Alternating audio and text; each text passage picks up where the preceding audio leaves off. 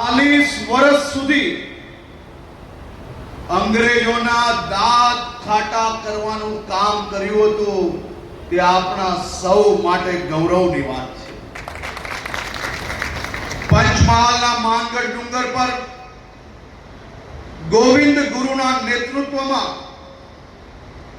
1500 જેટલા ભીલોએ સામી છાતીએ અંગ્રેજોની ગોળીઓ પોતાના સીનામાં આવી ગઈ તો બી ભારત માતા કી જય ને ભારત માતા કી જયના નારા લગાડી રહ્યા હતા।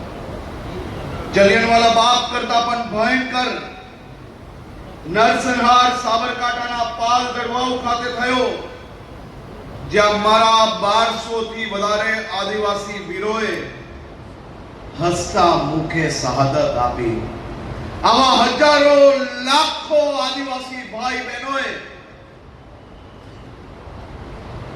આ દેશને આઝાદી અપાવવા માટે શહાદત આપી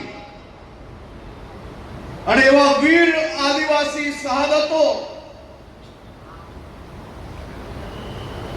આ દેશને આઝાદ કરવા માટે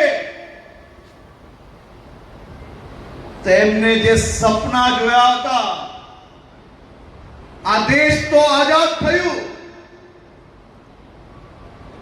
પરંતુ આઝાદી પછી જે રાજ આ દેશ પર આવ્યું, એક પછી એક આઝાદીના લડવૈયાઓના સપનાઓ સાકાર કરવાના બદલે